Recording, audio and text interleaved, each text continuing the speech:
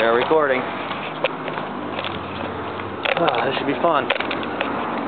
See what the shills do.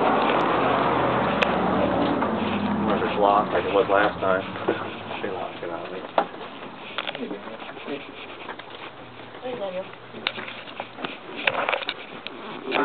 Gonna go ahead and go into the conference room. Okay.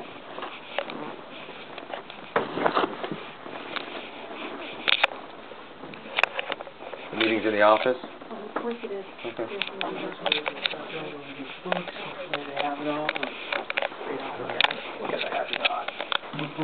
That's Doodles. That's Frank's dog. He's a nice dog. I'll wait for them to sit before I do. Yeah.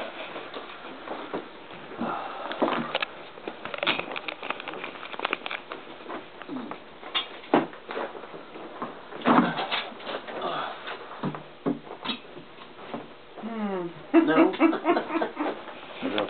Hey, how's it going, Daryl? Doing pretty well. Take a seat. Okay. I just didn't know how many people were going to be sitting, so I didn't want to. Good seat.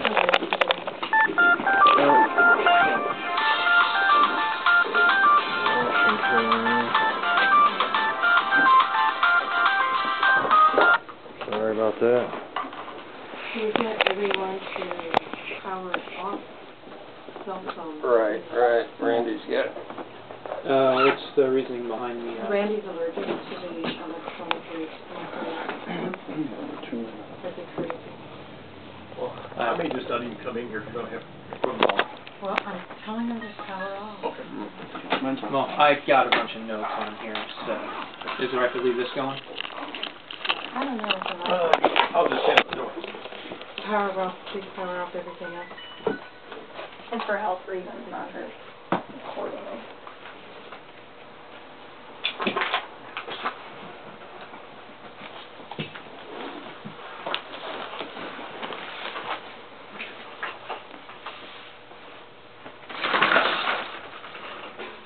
Daniel, are you expecting anyone else to arrive?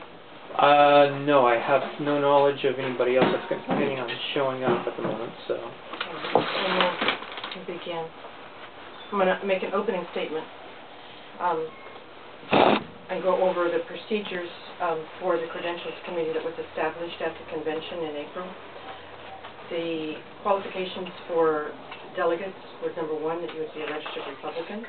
Number two, that you had attended your district convention and paid your fees, and that you, in fact, lived in the district that you had registered in, and that your fees had been paid and were current. If the fees failed between the time of your district convention and your state convention, your credit card balance, your check balance, whatever, you were no longer eligible to be a delegate. That was the rule that was applied across the board to everyone. Everyone was treated equally on the same merit. The second thing in the convention is, or for the Credentials Convention, it was closed. There were no observers allowed in the credentials because we were dealing with confidential information about delegates, including payments, addresses, so all of that stuff we felt was confidential and private, and that's why the Credentials Committee was closed to observers at the convention. The other thing is that we were not, there was no texting, phoning, videoing, recording, computers, emailing, nothing was allowed inside the room of credentials. And we all stood up, took the oath that we would follow those rules and abide by those rules, and if anybody did not follow the rules, that they would be dismissed from the Credentials Committee. I have a question. I'm having an opening statement. Does everybody that was on credentials? The only thing I would add is that we did allow the 3 guests that were that were overseen from the parties, remember, from the candidates, and they had restrictions on what they could do as well. They also had to take the oath privately. I administered the oath myself. And the parliamentarian. The parliamentarian took the oath. The observer for David Eastman took the oath. All of the alternates and delegates were voted on by the body. Each table had been given districts to work on, and everybody signed, the people that were on that special committee signed. They had done their due diligence and presented the cases before the Credentials Committee, and then all of the delegates were voted. Now, I understand, Daniel, that you would like to do a review of the third session. Yeah, Is that's that a correct? question. What's he doing here? He's not a delegate. It's not a delegate, it's not... Well, he was disqualified, and he's wanting to know. Okay, that's a But totally I have a different... question, because when I was at the Credentials Committee, Review. there was a camera in there. And the camera left during the middle of my ordeal. And it's on video that the camera was in there, and I'm just curious about that. And whose camera was it? It was a big over-the-shoulder camera. It was in the, and as you walked into the door, it was over to the left. Or excuse me, over to the right. It wasn't on. Well, I don't know that it was on or not, but it was present. It wasn't on. We have to verify that. So Daniel, what I have prepared for you is the district.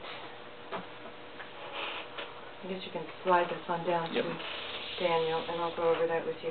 What I prepared for you is the final tally that we had for the third session. As you go down, you'll see that we have all the district numbers, the authorized delegates for each district, and under certified, the number is the amount that the Credentials Committee certified as qualified delegates at the April convention.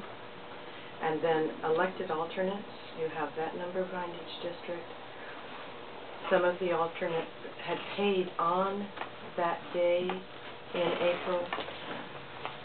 A number of them, their payments failed, and so they were no longer eligible to be an alternate or a delegate to the third session. So the remaining is the number of people that were left, those whose fees had not bounced and those fees were good, and they had met all of the requirements for credentialing.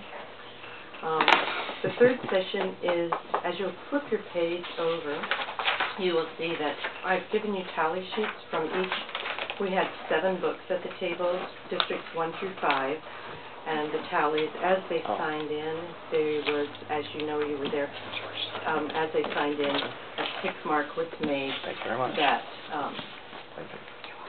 delegates had signed in, so that we were keeping a running total.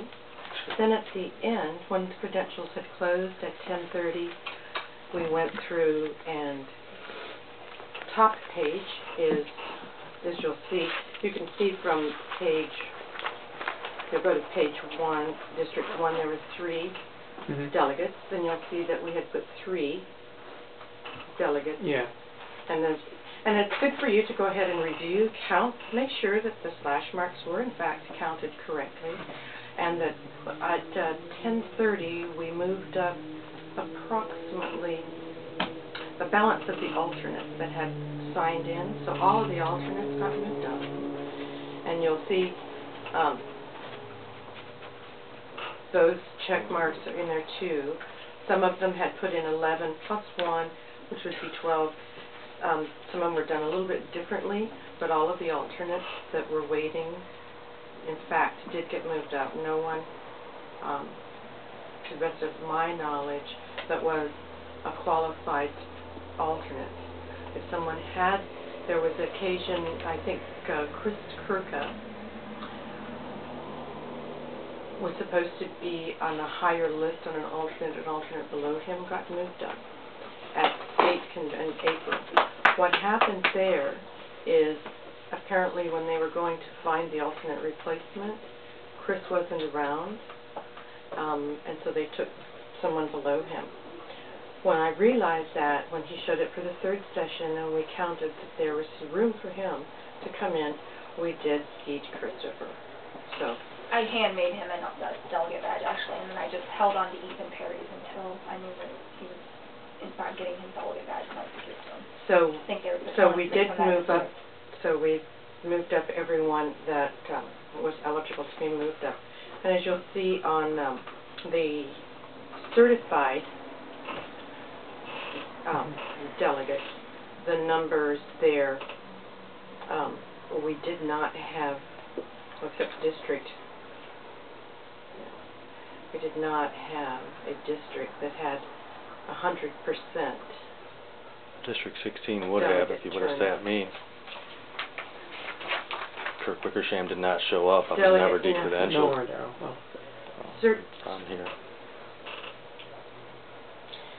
so as I was explaining, if an alternate or a delegate stepped aside, failed for some reason in April, and an alternate was moved up in their place, we cannot kick the alternate off. So unless there is room in that delegation for another alternate to be moved up. So at any rate, the total that we had was 192 registered for the third session, and I'd be happy if you would like to go through and make sure that the tick marks are correct and that we did in fact record the numbers correctly. Okay. And then I know that you also wanted to know if we had printed badges, and yes, I'll show you there were badges printed for everyone. Yeah, one of the things is I'm looking at a rules violation about with present delegates that were in the area but did not sign in. So that's the other issue I'm checking out right now. I don't believe that that is a rules violation. Which rule are you stating that violates? I think, but we're not rules. You would have to take a rules violation to the rules committee. Yeah, but this is just a fact finding because there is a few people that had concerns that were along those lines. Okay, even if those people had signed in, would you have had a quorum? Who knows? So all I gotta say is I've heard there's different counts from people doing head counts within the area. So I'm just trying to alleviate concerns. What did you hear? I've heard head counts as high as 220, but and then as low as about 200. Okay. So if I'm still revert to your last page of the handout that I just gave you.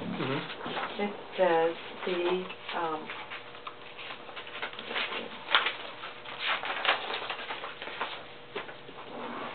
rules. The quorum was established by parliamentarians, and it explains how the quorum was established. And when you were at the credentials meeting at the final, when we certified the 192, the parliamentarian read that to us, and what a quorum constitutes was 275 in order to open the third session as a meeting. So that's the number that and that's what we were basing everything on. okay. And I might remind you that there was at least 2 members, and possibly at the end, the 3 members of the press, and there was a couple of guests that came in and yeah, I know. I'm expecting still. I mean, a variance because you had staff, you had other people that are not delegates, but still, when I hear something as high as 220, that gets me thinking like, okay, maybe there might have been 1 or 2 people that slipped by, kind of thing. Sure. So, Sure. and that's part of the reason is I'm here to do accountability. And when people's got questions, I want to be able to say, okay, this is what I found out, and this is what I can tell the other delegates that do have concerns. Okay, so no problem. I think everybody else that was in the room would have had one of those red observer tags, like a staff tag like me, or they were the security people that did not have a tag. We also had press badges that were... And there was 3 press that came in.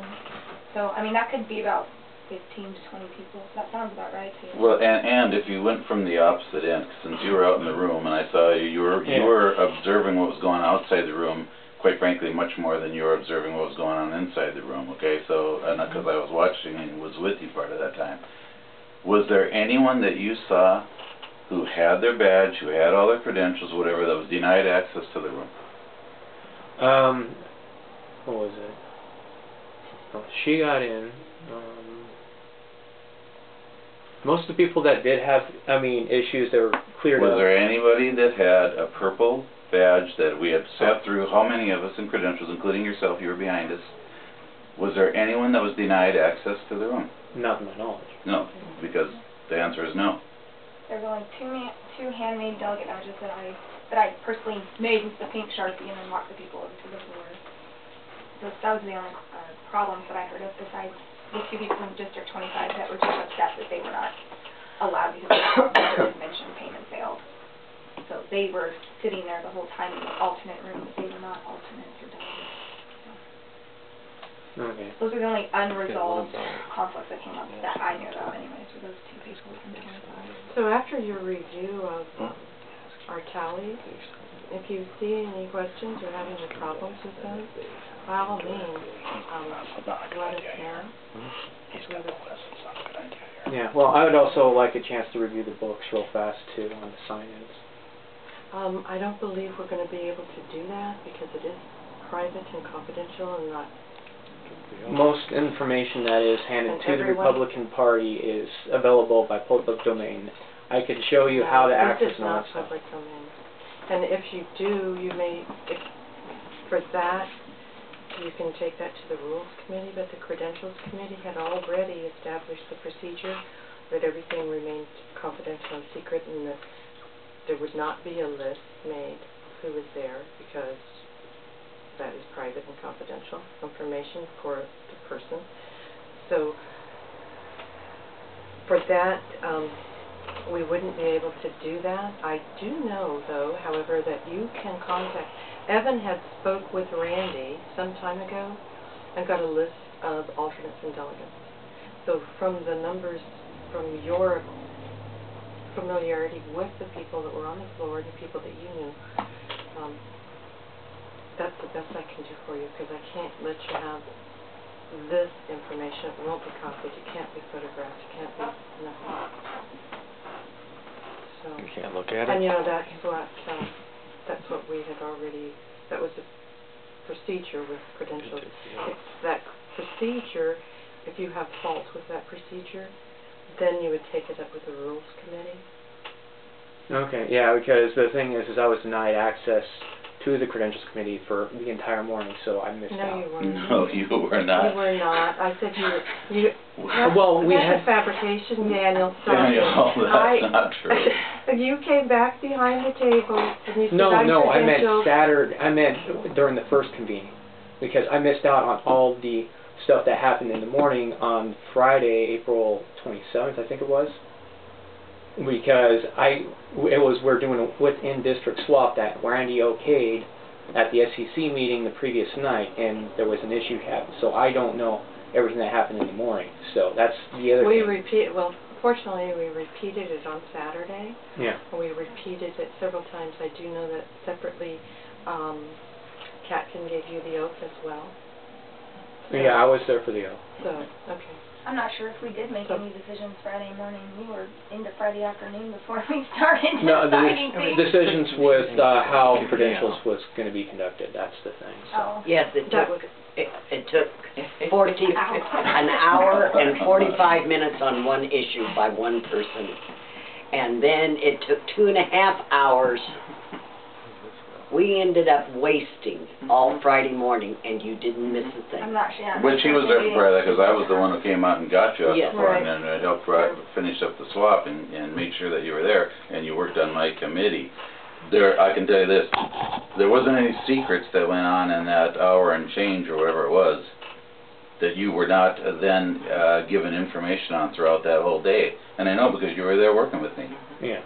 And we did repeat the procedure on Saturday morning, and at the same time when the oath was given and when we said what we do for one, we will do for all, and no one will be treated differently.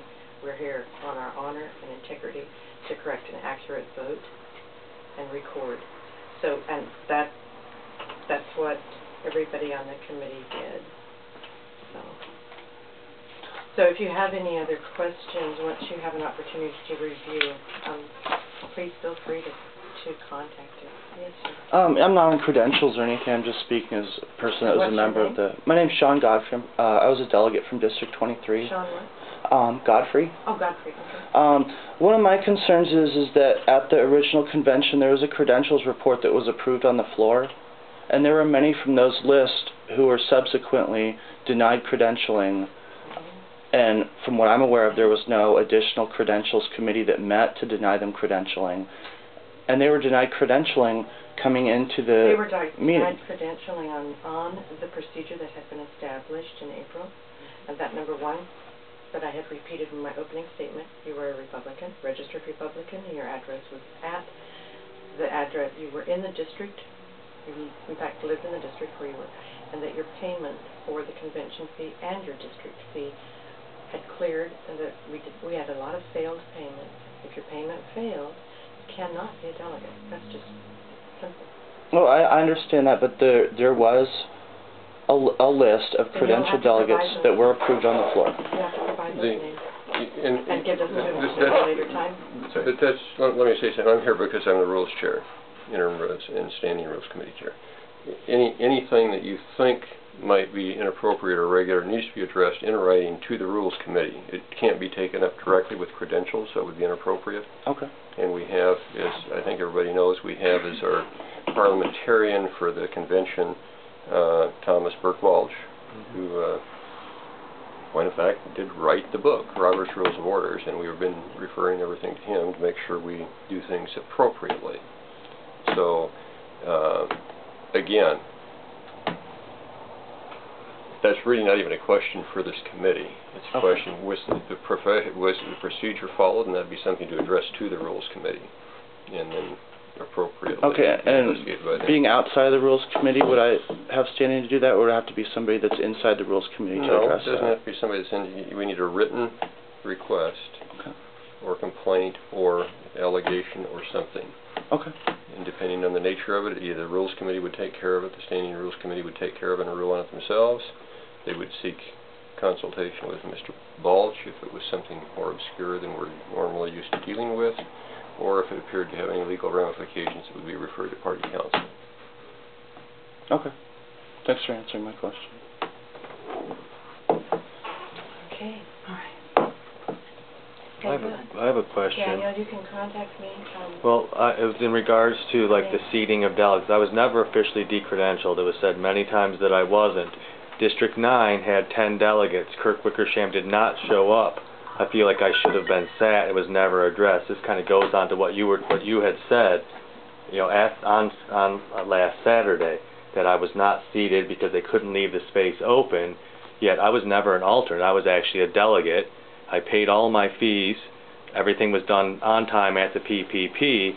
Yet when it came down to the last call for delegates, I was standing there. That's going to be a technical thing, and you really need to do that in writing to me and the committee.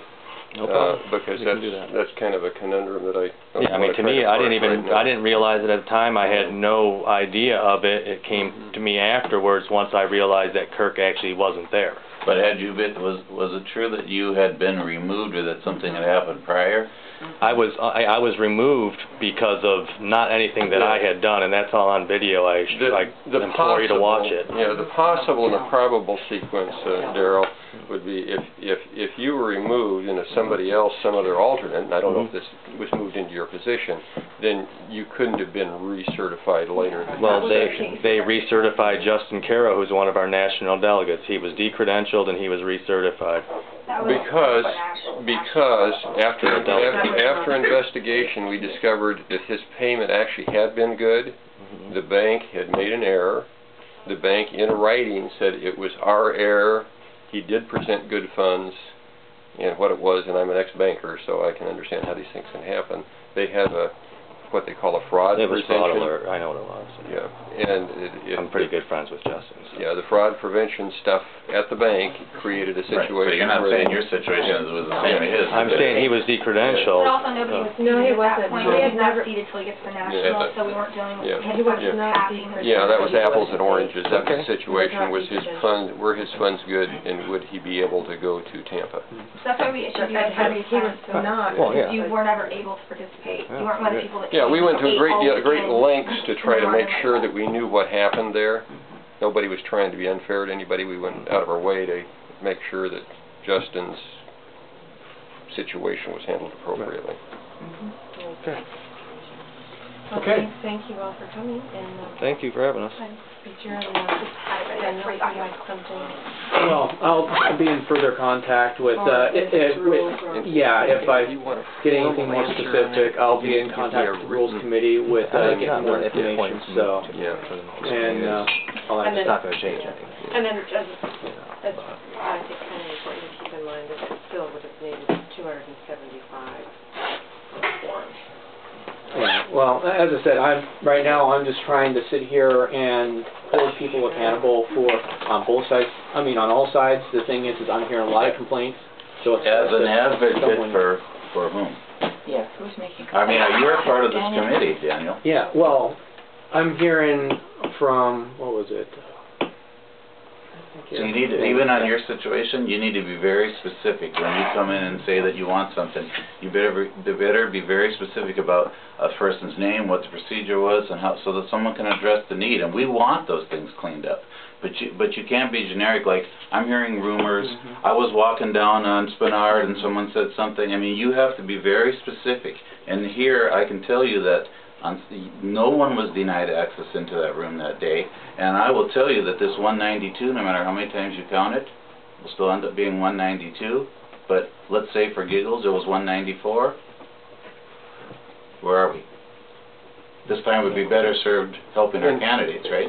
If somebody is making an allegation of some irregularity, if you want to be their agent, you need to get it in writing. Their name has to be there, the circumstance to be spelled out, and it needs to come to the Rules Committee.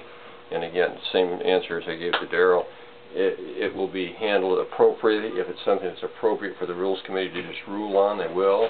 If it's something that looks like there's some legal implications, it'll go to Party Council. If it's something that's a little esoteric about interpreting rules, it'll go to Thomas Merck-Balch. And you'll get an answer from one of those three parties. But it has to be quite specific. You know, it's not just, oh, well, somebody said, I heard a lot of allegations or something like that. It's who said what are they contending happened, what was inappropriate about it. Enough information. If you give us plenty of information, you can get a real quick answer. If it's vague, we had some allegations about irregularities in the PPP, and it's, so you have an attorney investigating, you run up a lot of costs, and you still don't get anywhere. So pin them down. Don't let anybody get away saying, well, so-and-so did, name, time, what happened, who are the witnesses, all of it. Also, I mean, I know you came right over to the credentials table because you're part of credentials, but I noticed there was a lot of other credentials members that came, signed in, and were part of the meeting, but never even approached us or, even wanted to be part of signing in people on Saturday, which kind of surprised me. Like Karen Perry, she came in, she yelled at all of us, and then she walked back out into the parking lot. But I was expecting her to just come up and say, where do you want me to sit? Yeah. So I was just kind of shocked that she didn't even come up and try to help the Credentials Committee. I mean, you were there. Well, the thing is also, some people, I know Karen, I talked with her. No one she was, well, the thing is one thing that's upset is not everyone on the Credentials Committee was contacted or got information on how things were going to happen, if they were going to be needed to participate on the credentials and all that stuff beforehand. We didn't get any beforehand information. I never received any emails. And I didn't either. Yeah, I basically did all the work and then just handed it out to whoever was there to help. Yeah, whoever came in that was to be there could work. William, your friend, he just sat down at the table when he saw that there was someone wanted to be excused and they could go to the restroom or do whatever. Yeah. He sat down and said, you were being the Gestapo walking up and down there giving me a hard time. Even so you saw William. He was helping. So, William and Kelsey totally Fisher. off the meeting. Is the meeting kind of maturing now? Because I do have something for these gentlemen. I think he's part of it too with Perry and Ian. Yeah, when they some people were harassing. Oh yeah, big time, with intention, and I think he was one of them. Myself, me? I think so. I don't remember. I've never harassed anybody. Okay, if it wasn't you, sorry, but it looked like anybody that's been there can Perry, the lady, Perry and Evan, and two others, and you kind of resembled you with dark hair and a little bit on the. Are you tall? I can't. I'm a little bit tall. Okay, well there were two others, and they intentionally came over to harass me at the table, big time. And you did too, with the fellow that I was checking in. And there wasn't any harassment. He even said that to you. We were talking about his military ID, which I had never seen before, and I thought it was interesting. So we were discussing it, and he was explaining to me, and you came up there giving us both a hard time. He was a little offended with that too. I just wanted to let you know. And I want to know what I can do to bring a harassment suit against some of you. Me? Well, you pointed at me. I said some of you. But she pointed over here. I'm like, you were part of it. I know that because I was talking to you. Otherwise, I would. I walked away. Well, let's first. And I know you helped talking to you. I walked away from it too. The meeting was over. You and I talked. You gave me respect. I'm going to respect you. I just want to know what I could do. Well, I didn't. When I was talking to you, upset about what you all did. and especially with the, not you guys apparently, but the four. It was, Evan, who was it? It was Evan and Katie. Perry, and I thought it was him, but maybe not. There were two that similar like I that. didn't speak to anybody okay, at that I table. believe you. I believe you. I'm just saying it looks like you a little bit. Okay, resembles. In other words, he's really ruggedly handsome, right? That's right. And he has a look-alike. But I'm not saying it was you. But I want to know what I could do because your group is pretty obnoxious. And Perry was very ugly to me for no reason. They saw an opportunity. Four of them walked up and just started calling me names and everything because I didn't register to sign up for your convention or that convention and vote for your quorum. She was harassing me about that. Big time. Well, big time. And had there been a policeman there, I would have complained and had them all arrested. That's how bad it got. And then you too. He was assaulted when you were by giving a us a hard pastor. time. That gentleman that was registering, he didn't appreciate it. And well, I didn't as I said, if you want, it wasn't I your can, business. The thing is I can give you all the video footage I have from that process. I can give you one too of what you did. With the gentleman. Not, you weren't one of the four. You were not one of the four. It was Evan and Perry and two other gentlemen. Okay, not you. But you were the one that harassed me and the gentleman that was registering that day. No, you were. I'm offering you the video I have. don't care. I was there. If you, the thing I is, didn't show you the video too. I know. The thing is if you want to go ahead and press charges, I will go ahead and give you the video. Because I don't think my time is more valuable than that, just like your time. I think you should be focusing on electing a candidate. I'm focusing for November. I'm working on a candidate. No, you're not. He's not even, no. Work on our local. Work on our local candidates. Okay, good. Working on a candidate very hard. I'm also working with Clinton Hess, who's another Republican that's running. Need to do that so we can get the Democrats out. That's where you should be focused, not on this little piddly stuff here. I came here as a witness. One more delegate or not, it doesn't matter, and it's a moot point. I'm not concerned on the national delegate thing. Right now, I'm just dealing with... I'm not talking national delegates. I'm talking about working on a campaign to elect a Republican and get rid of the Democrats so we get rid of the coalition. I'm trying hard to act. I've actually been to a fundraiser for a Republican that's opposing I'm glad to hear it because if you focus all your coalition. energy on something really constructive, the Republicans might be able to do something and make a difference here in the state. Hopefully. Really and truly. I mean, so everybody takes off work. Are you taking off work today? I actually work in the evening. I'm heading into work fairly soon. Are you off work? Self-employed. Self-employed. I actually left work for a little bit, but when I go back home, I will start because I'm working. Use your energies for something really, Daryl is working. I don't know this gentleman at all, but what actually. Gene says is absolutely correct. We have wasted so much energy on this. Yes. And right now in this and then you guys come in late and keep everybody waiting intentionally. I'm sure I've seen that before with the Muni too. In this I mean, it's intentional. I you guys I had a call from my attorney for the federal lawsuit. I'm sorry. I'm his ride, so... Well, if you're going to make something at 3 o'clock, then show up out of courtesy to everyone else who takes off work. They don't work at night. They work during the day. So don't feel like you're so important that you can keep everybody waiting. But as I said, you've got lots of energy directed towards something very purposeful so we can get the Democrats out and have Republicans in. We've got, and this is, I understand the psychology, and I think I sent out for everybody to peruse the copies of at least a summary of the rules for radicals. Did you get it? You know, to some extent, that's what you guys are doing, and I don't mind if you had it focused against the liberals and the Democrats. But we share about 65% of the same values. Well, we're not supposed to be Republicans, but we're supposed to have at least some overlap. You know, I'm assuming you guys are libertarians. That's fine. No, I'm not actually. I generally consider myself to have libertarian views.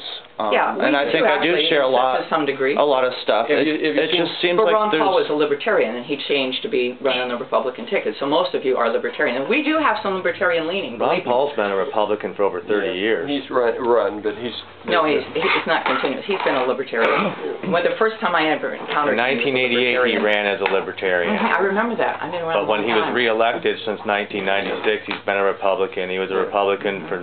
I remember back familiar with your book on the rules. The book Rules for Radicals. I've read half of it already. So. Until I saw his stance now the other thing, the United States. The other thing, zero. And like I say, and this is just, I'm trying to be open with you. I used to be a banker, 30 years ago, so don't blame me. I'm over it. I'm a recovering. I'm a recovering. A recovering banker. Yeah, and the first thing you do when somebody comes in and gives you a loan application, most of them are pretty good. They sound good. They're good ideas. But everything that's on the paper there is almost meaningless until you look at the track record of the person that's given it to you. You know, it's because good ideas are a dime a dozen. I mean, that's what most people, college professors, are about. Lots of good ideas, but what works in the real world? So you look at people's track records. What have they done? What have they accomplished? Are they likely to do what they're telling you? If you give them the money, will they succeed and will they be able to pay you back? Now, this is a little different transaction, but when we're looking to hire somebody to represent us in government, you need to go through the same process. Who are they? What have they accomplished? Is it successful? Have they gotten the kind of results that you want to see in the future? We got a lot of people running around here now that have made they're good speakers, and they made lots of allegations, and they've tapped into the anger and the resentment that we all feel about the way things are going in this country, politically and otherwise. Certainly, I think most of them are dissatisfied. Most of us share at least a fiscal concern. The country's about ready to go down the tubes. We have a global. We have a global. Well, I'm an eternal optimist. I think there's enough vitality in this country to turn it around. I remember the people thought that, you know, and that's one of the advantages of age. When the Japanese were coming, I'm old. You know, I'm almost 70. Benefit. So, you know, I remember when the Japanese. Now everybody's saying that the Chinese are coming. Oh my God, the Chinese are coming. They're going to buy everything. They own all of our debt. Remember the Russians? Yeah, the Russians, but the Japanese. Well, Japan's economy has been stagnant for years. It didn't take much to revitalize our economy when Reagan came along, and we made just some fairly minor adjustments to taxes and other things, and all of a sudden things were booming again. But the fact is, but what it took to get there, it took 22% prime interest rates. It took a almost total collapse of the economy, high unemployment rates, people struggling, gas lines, all of that. Only in crisis does change come. Now, part of the philosophy that's driving some of what you guys have been doing is really based on the rules for it. You're trying to create artificial crises in order to make profound changes, but artificial crises don't do it. A real crisis will. It'll make real change. I think we're in a real crisis. We're not there yet. Well, the dollar is not. We can't save the dollar. This is just I agree with you. Actually, I'm Daryl. We've never met. I know you're Frank's wife. Daryl. We haven't met officially. No, we have. Well, briefly. Were you in the committee when I was there? Is that when you were saying we met? You mean the convention? The very first one. Yeah, she was on the credentials committee. So, but let's. I may not have met you at that committee because I was a smidgen late because I couldn't find where I was supposed to go. That's right. There are a lot of people in that. But I had that feeling at the Hilton. And then they also had the time. I kept opening these doors and they say, "Oh, not here," and I go, "Okay, next." Yeah, that was me with the SEC meeting that previous night there. I walked into a wrong committee for about 15 minutes until I realized I don't recognize anyone here from the last committee I'm supposed to be in. Well, yeah, you know. It's not that I didn't recognize. They weren't saying the right things. I'm saying this isn't credentials. Politics isn't always supposed to be pretty. I mean, if you were at the FCC meeting, you know, they tried to get me off a rules committee before the convention ever started. Yep. Because they had Lance, who's a Ron Paul guy. They didn't want me there because it would make it tougher for them to, you know. I believe that you follow the rules. And if I don't know the rule, I'm willing to listen to somebody like Thomas Burke Balch and get it straight and then do what he says. Going back to what I say, vetting. I don't know what your guys' motives are. I've chatted a lot with Daryl, so Daryl and I get along pretty good, and I think he's got a lot of personal integrity. If you want to see anything, William Weatherby seems like a great guy. William Weatherby is the gentle giant. Yeah, that's what I've dubbed him the gentle giant. He's a great man. I told William I really like him. He's a great man. And you also like a pit bull. Pitbull, Jason. No, you mean Jonathan? No, is it Jonathan? Jonathan Tobin. Tobin. That's the pit bull. Yeah. The stuff that's beneath all the pit bull stuff. So I watched you hugging him on tape, so I wanted to talk to you about it. That's going to be on TV.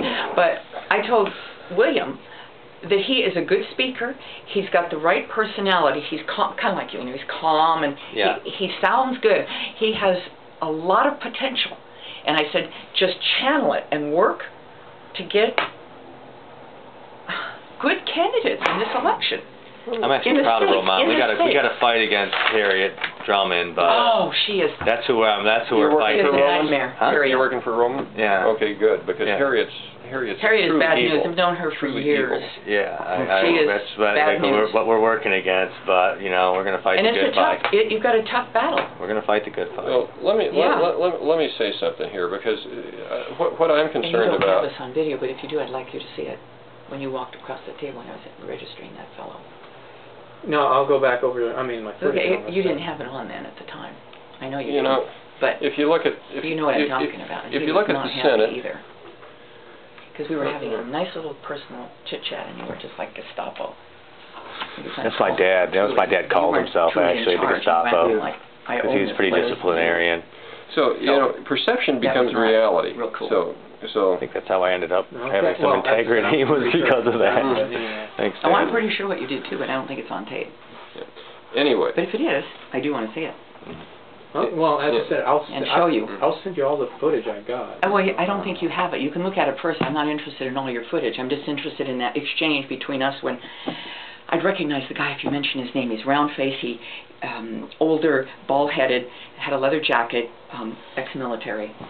And we were discussing his lovely, it really was beautiful card. He's a Ron Paul supporter, this guy? Yeah. Yeah.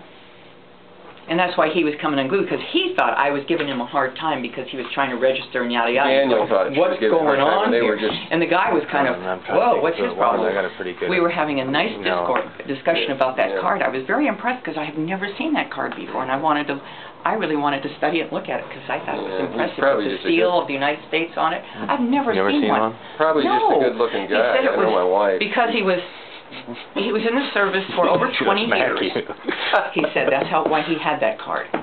That's all right. I got one of those cards too. So. Let me see it. Let's see if it's like his. Where's my glasses? It's very similar. It's not the exact same, but I don't think so. It's very similar. You can see. All holographic and all that stuff. Well, I don't have my glasses. It's similar. Yeah. The back didn't look like this. The front had his picture with the seal and something else, but what's that one? The back seemed different. Had something else on it. I don't have my glasses, so I can't really see it. That's, oh my gosh, you look like a baby. Yeah, he doesn't look old enough to have a 20 card. How old are you in that? 17? 18? No, that one? Yeah. That one was just taken a few months ago. No way. Yeah, that was taken back in... This one's good through 2013. Baby face. Well, I guess it's because it's the black and white and stuff, and it kind of reminds me of something from the 60s. This is probably good for 2 years, so it was taken last fall. So we were discussing, and I can't remember, it has something else other on the back. I'm trying to think of who it is, because... Okay, could have been Joe Miller supporter instead of Ron Paul. I don't know. I'm guessing Ron Paul. Well, no, we have some military people in our mail. And I'm thinking he had a motorcycle, but I could be wrong about that. It just somehow I got that impression, but he may not have Gold's been. the only one I know that drives a motorcycle, and he was Dan Gold. No hair and glasses and round face and short, a little bit. No, it's just I mistook your reaction there because for a second there I thought it was. Because I went, oh. Was my reaction, and you came over like big Gestapo and gave us both a hard time. Well, what's going on here? Are you having any troubles? And I'm saying, who are you? Who died and left you, boss? I'm just making sure we're covered. Well, I'm sure one of us would have complained if we weren't covered, so then you could have jumped in, but it was totally uncalled for. Let me go back to this, because I think and this is really what you started out to emphasize, that our... Channel their energy. The big problem we have that we can actually do something about is right here in Alaska, and it's in the Senate coalition. And that's why I'm working on Jeff Landfield's campaign. Well, and here, let me tell you, because that's part of the problem. Yeah, in my mind, with the approach, which is what you're taking. You got a Senate coalition that's 10-10, 10 Republicans, 10 Democrats. So there had to be a coalition of some kind. Right. It came out. Nothing would happen, and not much has happened with the coalition we've got. Well, now if they want to ask me, I'd say coalition. Didn't even need that. I would say I wouldn't go 10-10. I wouldn't care if it was 9-10. I would stick to the Republicans and not side with the Dems. I agree with that. I agree with that wholeheartedly. That's how I understand. Okay, but he's a little not like that. Well, I worked in a bank. He didn't mind the 10-10, but I do. Forget the emotion and look at the numbers. Yeah, and look at what you're trying to do here. We want to break the coalition. Well, think of it as a scale. and you got a bunch of 64-pound weights, and you got some 32-pound ounces, and you got some 16-ounce. Our problem right now is you got a couple of 64s and 32s over here that are really bad news, and it's Hollis French, it's Bill Wilikowski, it's Joe Passman. We're all agreeing on all this for sure. But they don't all carry the same weight. Betty. Right. It's Betty. I understand what you're saying. It's Betty. They're not all the same weight. But if you take out these four, French. the center shifts way over here to the right. Right. Doesn't matter who you put in. Doesn't matter who you put in. You automatically end up with Charlie Huggins, probably as the President of the Senate. You end up with Kathy Giesel there in leadership. You end up, but all these other Republicans are still, they're going to be part of the new Republican organization. Now, if you do like you're doing, you're going to focus on help. Now, Jeff won't get elected. Let me tell you that. Well, that's fine. I understand. But then you're going to give the votes to the D's. Let's talk about. And they will win their seats. What makes me think I'm going to give No. the votes to the D's? No. I mean, what is? You're not giving it to the D's, but because Jeff is a weaker candidate, he's also new, and he's Ron Paul. There's a lot of people that will be turned off by that, and they'll vote. They either won't vote, or they'll vote for Well, the. then the same thing can be said about Roman. Well, I think he's going to get behind you can say that about Roman's and going to get the support of a lot of people. I hope so. I mean, he did get to speak. I didn't even know he was able to speak at the thing. I have one point I want to make here, so give me about 2 minutes. 2 minutes. 2 minutes. How long have you been married? I'm going to time you. You guys have been married just a little bit, right? Huh? You've only been married a little bit, right? We're approaching You can't tell. 22 years. You can't tell. Oh, we do this at home. We're all Of course you do. We play good guy, bad guy. Program this thing. You programmed for 2 minutes? Oh, no. I was looking at my clock. It says it's 6 o'clock, and I'm like, what? Okay, give him 2 minutes. You want to throw us out? Is that- No. I'm still printing checks. I was just going to. Oh, yeah, I'll be here signing. So, I turned it off. I think my phone died. so, the real key here is that you end up with a solid conservative 13 or 14 votes over here. The most efficient way to do that is not even to think about anybody over here that has an R behind their name. No matter how good or bad they've been, you got a couple of F's in there in Republicans on the business report card that Prosperity Alaska does. So you look at the people with the F's and the D's. Well, the two Republicans with the F's are Gary Stevens, the president and the leader of the coalition, and Bert Stedman, the co-chair of finance. There's nobody running against him. Yeah, that's one of the ones that we missed, actually. Nobody's running against Gary Stevens, no good solid conservative, and nobody filed against Bert. And that's Bert's unfortunate. It truly is. Well, but let's wait. Let's get to the end of this process. Bert's going to beat Al Kukish, so he's going to take out a Democrat. There's no way down there. Bert's known as the honey badger, and if you've ever seen that thing on TV or on the internet, go and play it. Just Google the honey badger. I'll look that up. And he's tough. He's mean. He's vicious. He brings home the bacon to his district, and his people are going to vote for him. So they're going to be there. They won't be in leadership if we can knock out these four people. Right. If we can knock out these four people, you'll have new leaders. You'll have Charlie. You'll have Kathy. You might even have, if he's still awake, you might even have my friend from Eagle River in there in the leadership. But take these out, you end up with at least a 13 vote majority for Republicans, and you have an organization that'll be headed up with somebody who's got pretty good leadership skills, decent knowledge of economic factors, but he's smart enough to listen and go to find the expertise he needs to make good decisions. And you don't have Hollis, you don't have Bill, and you don't have Joe. If you waste any time trying to get any of these 32-ounce guys over here that are Republicans and part of the coalition, and you want to punish them, you're actually helping these folks stay in power. How is that? They're going to vote the same way these guys. No, they aren't. They don't. They have. If you look at it, they have it. Look at the report cards. Look at Prosperity Alaska just published a new report card, and I don't know the exact, but I remember what the midterm were when they looked at both the Senate and the House. But I'm focused only on the Senate right now. The Senate is the thing that's killing us. It's killing the economy. It's killing jobs. It's running businesses out of the state, and they're doing it using left-wing radical tactics. They've created a different kind of class warfare up here. It isn't the poor against the rich per se. It's everybody against the oil companies, you know. And this rhetoric about we're giving $2 billion to the oil companies. Well, the fact is the economy perked along pretty good up here with the oil companies and the amount of taxes they were paying until Sarah Palin came along. And then they dumped all of these new taxes on and they put all the progressivity in, where money is funny. People like to say money is the root of all evil, but money itself is very pure. Capital goes where it can get the best return. Nothing evil about it. I'm going to extend your time. Okay. I'll second. Okay, I thought you were going to adjourn the meeting. So I couldn't talk any longer.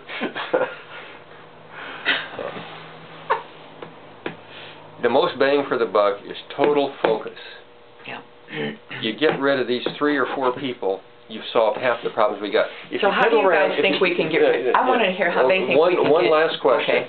You get 2 more minutes. If you take out, you say, okay, over here, there's some people in here. There's Liesel and there's Kevin Myers and there's whoever they are that were part of this coalition. We need to get rid of them.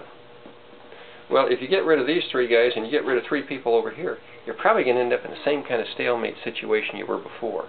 The fact of the matter is, you get rid of these guys, you put some good, solid, decent Republican candidates in place to where you got at least a 13-vote majority in the Senate. These folks are still going to go along with the majority. They're going to be useful members of the. Well, right. I know them. I know them, and I'll be perfectly honest. Right. When Kevin Myers was running, and it was obvious he was going to win, I advised him to join the coalition. I said, Kevin, you're not going to do anybody any good sitting over there with your thumb up your ass in the minority. I can remember when Fritz Pettyjohn sat over there for 8 solid friggin' years, going out of his mind. I said no. And well, it's fine to do something on principle. But Noodles knows somebody's here. If it actually accomplishes anything. But if all it does is make you feel good and feel pure, it helps the. Hey, how's it going? And it helps what I regard as the enemy. Let's face it, this is war. Yep. This is war. This isn't about you feeling good or being pure. This is about winning the friggin' battle. In this battle, the guard cat. Everybody should be thinking about one friggin' thing. Getting rid of these folks. At least 3 of the big 4 here. So I wanted to know what they think, what your strategy might be for getting rid of Hollis. Or have you been too focused on the convention? I'll be honest, I don't have one. At this point, my focus is Roman. Develop. You know, that's my focus. You guys have a lot of Roman. energy. That's why we say focus. What district is he? Hollis, he's out in West Anchorage. What district is that? I don't even know. Well, they changed them all. They changed them. It's District 20. Our district is 20. It's 19 and 20. Are the 2 House districts. It's Senate district. Is he in that? That's him? I don't know. Yeah, I know I'm 16H. I think we're I. We've got Mia. Mia is our representative. Mia's a good, solid. She's going to be good. She's smart. She's young. What is Liz running in? Liz is running